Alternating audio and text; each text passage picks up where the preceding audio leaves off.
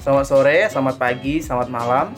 Assalamualaikum warahmatullahi wabarakatuh. Om Swastiastu, Namo Buddhaya, Shalom, dan salam kebajikan. Eh, Terima kasih atas waktunya. Saya berkenan untuk menjelaskan praktikum dasar perlindungan tanaman acara 1 morfologi umum hama tanaman. Sebelum kita masuk ke apa itu hama tanaman, kita akan jelaskan apa itu hama. Hama adalah suatu organisme pengganggu tumbuhan yang dimana itu dapat merugikan di bidang pertanian ataupun perkebunan. Nah, untuk jenis-jenis hama ini, dalam praktikum ini saya akan menjelaskan ada 4 filum ataupun fila, yaitu ada filum Asclepiades atau Nemeltehmites, dan juga filum Mollusca, contohnya adalah keong sawah dan bekicot, dan filum Arthropoda, contohnya belalang, dan filum Chordata, contohnya tikus. Untuk praktikum ini saya menggunakan ada beberapa bahan, yaitu kamera, alat tulis, dan juga komputer ataupun laptop, dan juga buku. Cara kerjanya tuh seperti apa sih? Cara kerjanya itu kita mencari hama di mana di tempat dia itu sering berada. Contohnya belalang seperti daerah-daerah perumputan ataupun daerah-daerah yang penuh dengan tanaman-tanaman rumput-rumputan. Nah, kita mengamati hama berdasarkan filum yang kita amati. Nah, selanjutnya kita menjelaskan nama spesies hama, kemudian mendokumentasikan sampel dan dijelaskan keterangannya, dan mendeskripsikan hama berdasarkan klasifikasinya. Nah, sebelum itu saya akan menjelaskan film yang pertama, yaitu keong sawah atau Pila Ampelocekea. Keong sawah ini merupakan ras jenis siput yang dijumpai di beberapa perairan ataupun daerah lembab. Nah, seperti parit, kemudian daerah-daerah tanaman yang memiliki kelembaban tinggi. Nah, keong sawah ini memiliki bentuk cangkang yang sampai 85 sampai 100 mm. Nah, seperti ini nih. Nah, saya jelaskan ya. Dia memiliki 85 sampai 100 mm, dan juga warnanya kadang ada yang hijau ataupun kecoklat-coklatan. Yang saya temui adalah hijau dan mirip kecoklat-coklatan juga ya. Nah, umumnya dia memiliki siluk akhir besar, kemudian mulutnya membundar, tepinya bersambung, tidak melebar, dan berbagai macam jenis-jenis warna-warnanya yang saya jelaskan tadi. Sebagaimana anggota Ampelocerides lainnya, ia memiliki operculum, semacam penutup pelindung tubuhnya yang lunak ketika menyembunyikan diri dalam cangkangnya. Nah, keong sawah beraktivitas pada pagi hari ataupun sore hari yang lebih banyak menanamkan diri di lumpur. Nah, karena dia berada di lingkungan yang tidak cocok, yaitu lingkungan yang kering, maka dia menyembunyikan diri untuk melindungi dirinya sendiri. Selanjutnya, keong sawah ini menyerang pada tumbuhan atau tanaman pertanian dan perkebunan apa saja sih? Seperti yang kita ketahui, keong kan hidupnya di perairan ataupun tempat yang lembab. Berarti dia menyerang pertanian-pertanian yang memiliki kandungan air yang tinggi, seperti sawah, kemudian persawahan padi, kemudian persawahan-persawahan. Keong sawah ini memakan apa sih sehingga menyebabkan dia menjadi tergolong hama? Dia itu menyerang suatu jenis, dia menyerang daun-daunan. Contohnya pada gambar ini. Nah, seperti itu adalah contoh serangannya. Yang selanjutnya itu bekicot atau Acateana fulica. Seperti ini ya. Saya start. Ini adalah bekicot. Bekicot. Nah, bekicot ini adalah binatang moluska atau bertubuh lunak dan tidak mempunyai tulang belakang. Secara umum berat bekicot berkisar antara 150 sampai 200 gram dan panjang tubuhnya dari 90 sampai 130 meter. Untuk yang ini mungkin masih dalam umur remaja ya. Selanjutnya, morfologi tubuh bekicot dapat dibagi menjadi 2 bagian, yaitu struktur cangkang dan tubuh lunak. Bagian tubuh yang lunak ini dapat dibagi menjadi 2 bagian, yaitu kepala. Ini kepalanya. Dan juga mulut. Kepala bekicot terbagi menjadi 2, yaitu tentakel dan juga mulut. Sementara bagian mulutnya, meski tidak terlalu kelihatan, bentuknya menyerupai tubuh kerucut yang jika dilihat secara sekilas mirip seperti konde.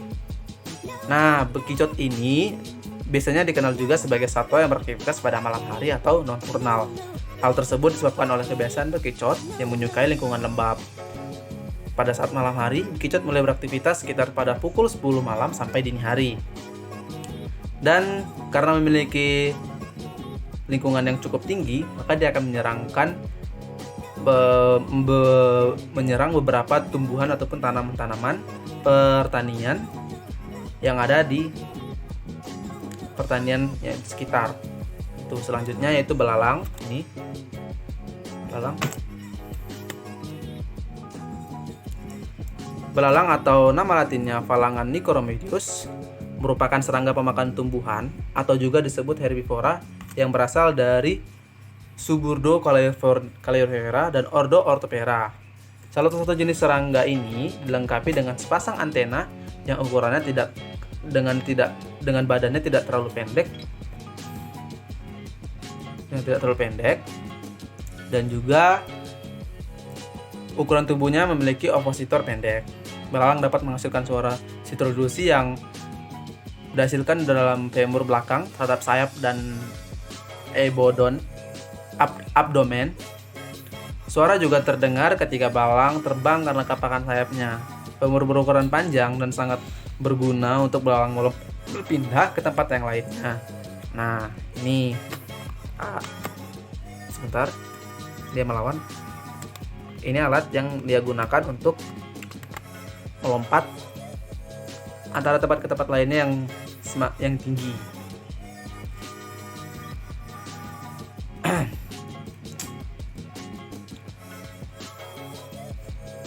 Selain itu, terdapat juga tubuh yang lainnya, kaki yang bersendi sejumlah 6, sayap 2 pasang, kemudian sepasang antena untuk alat sensor, kaki untuk berjalan, dan bagian kaki lebih panjang digunakan untuk melompat. Belalang tidak memiliki telinga, tapi dia dapat merasakan getaran udara dengan bantuan alat sensor yang disebut dengan tympanum. Pada belalang, tympanum terletak di abdomen pertama. Belalang memiliki mata 5 yang terdiri 2 mata yang terdiri 2 compound eye dan 3 oculi. Alat pernapasan belalang berupa trakea. Belalang merupakan serangga dengan kerangka luas. Membedakan belalang betina dengan yang jantan dapat dilihat dari ukuran tubuhnya. Belalang betina mempunyai ukuran lebih besar berkisar 58 sampai 71 mm, sedangkan yang jantan lebih kecil berkisar 49 sampai 63 mm. Belalang lebih suka hidup dan berkembang biak pada lingkungan yang lembah terbuka dengan banyak tumpuki rumput hijau sebagai sumber makanannya. Nah, kenapa belalang ini termasuk dalam hama? Karena belalang ini menyerang daun. Dan kita tahu, daun merupakan tempat terjadinya fotosintesis ataupun tempat terjadinya pembentukan hasil-hasil pembentukan terjadinya makanan ataupun pati. Selanjutnya adalah tikus. Nah, tikus pada gambar ini saya sudah mendapatkannya di laboratorium. Tikus atau Muridae adalah hewan mamalia yang berasal dari ordo Rodentia. Tikus merupakan binatang sosial yang hidup berkelompok dalam komunitas yang luas. Tikus juga merupakan mamalia yang sangat terikat dengan satu sama lain. Di dalam pertanian, tikus dianggap sebagai hama yang paling besar karena dia adalah salah satu hama yang hidup berkelompok dan juga melakukan perkembangbiak dengan cukup cepat. Seperti itu. Tikus membuat lubang-lubang pada pematangan sawah dan juga sering berlindung di semak-semak. Pada tanaman kelapa sawit yang baru ditanam dan tanaman yang belum menghasilkan, tikus mengeret serta memakan bagian pangkal pelapah daun sehingga menyebabkan pertumbuhan tanaman terhambat, atau pada umumnya mereka terhambat atau bahkan tanaman mati dikarenakan tikus memakan pada bagian-bagian yang cukup rentan seperti akar, kemudian bagian dalam tanaman ataupun dalam bagian batang tanaman. Nah, untuk morfologinya saya akan menjelaskan.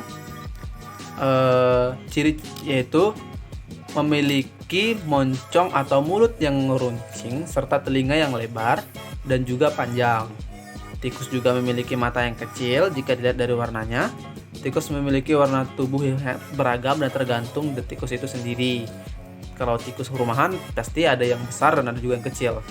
Kalau tikus pertanian dan perkebunan juga seperti itu. Ada yang besar dan juga ada yang kecil, tergantung dari lingkungannya dan jenisnya. Dan juga tubuh tikus juga dipenuhi rambut-rambut halus. Pada kaki tangannya, tikus memiliki jari-jari. Menariknya lagi, gigi pada tikus dapat tumbuh sangat cepat. karena gigi-gigi tersebut digunakan untuk mengerat. Pada umumnya memiliki berat sekitar 50-150 gram dengan panjang tubuh sekitar 50 dari 6-10 cm. Kebanyakan ekor tikus lebih panjang dari tubuhnya dengan panjang sekitar 7-10 cm. Nah, apa sih yang membedakan perbedaan tikus tupai, tikus sawah, dan tikus rumah? Kalau tupai itu adalah segolongan mamalia yang kecil yang mirip dengan kerap dikelirukan dengan bajing. Secara ilmiah, tupai dan tikus dengan bajing cukup jauh. Tupai adalah pemangsa serangga dan dahulu dimasukkan ke dalam bangsa Insectivorta atau pemakan serangga bersama-sama dengan curut. Sedangkan bajing termasuk bangsa Rhodetia atau hewan pengerat bersama-sama dengan tikus.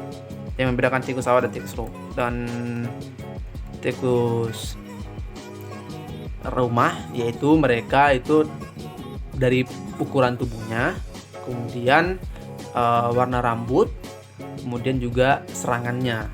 Tuh. Nah, kesimpulan yang saya dapatkan dari praktikum acara 1 ini yaitu Nemanthes atau Asimicheridae adalah filum yang pernah dipakai pada kerajaan hewan. Dan juga pada acara 1 ini kita dapat membedakan berbagai macam filum dan juga berbagai macam alat-alat morfologinya. Yang ketiga, pada hama-hama ini mereka hidup berdasarkan pada lingkungannya sendiri sehingga membentuk alat ataupun morfologinya sesuai dengan lingkungan yang ada. Yang keempat, hama-hama ini termasuk cukup paling banyak sering ditemui dan juga dijumpai dalam pertanian dan perkebunan. Sekian dari saya atas acara 1 ini. Mohon maaf apabila ada kesalahan ataupun kekurangan dalam praktikum kali ini. Saya ucapkan cukup dan sekian dan terima kasih. Assalamualaikum warahmatullahi wabarakatuh. Om Siswastu, Namo Buddhaya, salam kebajikan. Shalom.